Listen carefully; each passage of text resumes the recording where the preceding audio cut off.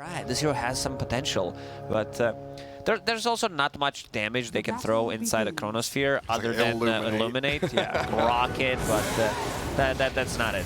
Nightfall, tagged by the Battery Assault, and a lot of damage from that Mana Burn. Going to clear him up.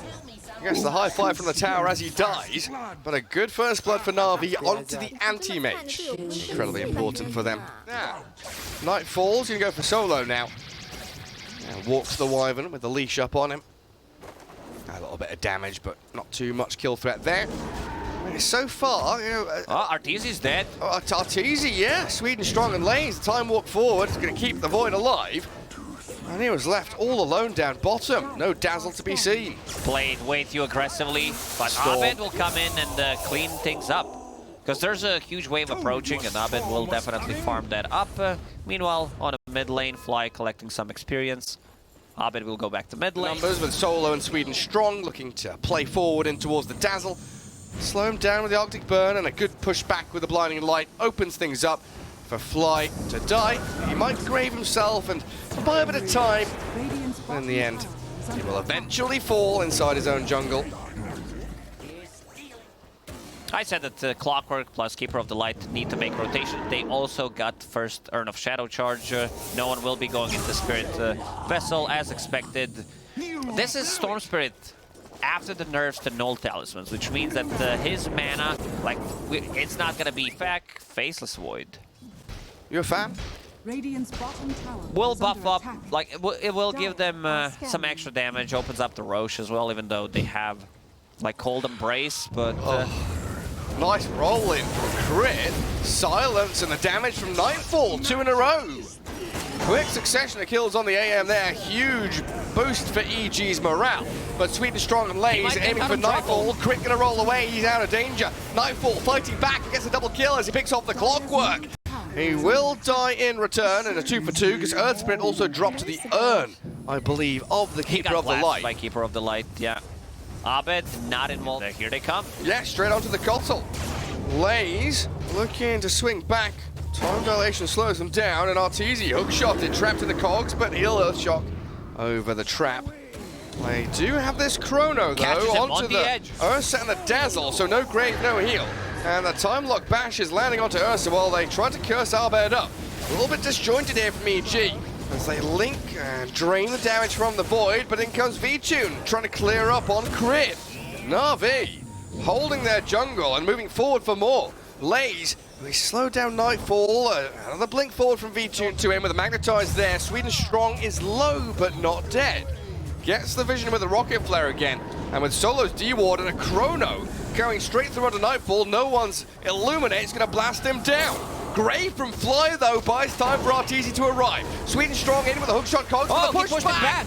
No one's griefed his mate. They get the Razor. The V-Tune is going to try and get away from this. The Storm Vortex is in back as they did curse Arteezy, but no damage to come his way. Out on top, 10 to 10. I think Arteezy did like 20,000 damage to Roche so far. Hookshot's ready. Crit wants to block it. He wants to find where's Sweden strong. Where he is. There's the hookshot in. Well, he's dropped an item there, Arteezy, but he turns to face the Clockwork. And, well, the Tin Man had a battle plan, but unfortunately, it was counteracted by Crit and Artur. Roshan also going out of his home. Come back in here. Abed, he's just gone straight into the middle of 3 of them. Finds the pick off on Solo as he jumps back in with the ball lightning. And no one. He BKB'd. He ran away. Abed understands. Like, this is why they picked Storm Spirit, to be able to find this. He's smoking up. Anti-Mage is where? In the Dire base. The other members of Na'Vi trying to press forward, thinking about that Roshan. You see V-Tune has finished off his Skadi. All Crit. Found out straight off the bat. Jumped in. Sweden strong. And does have buyback. A finishing blow there from no one. Could buy back, you're right. It's going to be important around this Roche pit to do just that, because they've put a little Hex there and a move in with a Chrono, catching the AM inside. He's caught his own teammate and no one dies. Lays, he time walks back towards Artur, but the bashes and the hits from this overpowered Ursa are going to kill off the Wraith back and look for his next target. Winter Wyvern dead before he can cast his ultimate himself, and now a Vortex finding the AM. He's silenced and stunned. V2's bashed and dead. That's the fight, though. Krent just knows what's up. He rolls onto the high ground, puts down a ward, it gets devorted, pays with his life, hook shot, big upgrade. So incredibly good. AM now behind the Ursa in net worth. RT is definitely showing off his brawn in this game, and a jump from Abed Storm, finding the Keeper of the Light. They do have Chrono coming soon, but Lay's holding on to it as they blow up Crit. No one dead to RT's Ursa, but the rest of Na'Vi, they are bailing. No longer wanting to fight as they've lost 2 heroes, and Ursa still with Aegis, meaning just means they want to keep pushing their advantage. And top lane is unlocked with the tier 3 already dead. And the outpost not taken back by Na'Vi means that EG can set up base camp here again. Who are they found in the trees? Oh, it's the AM. No counter spell. The key target. Abyssal Blade stunned and killed.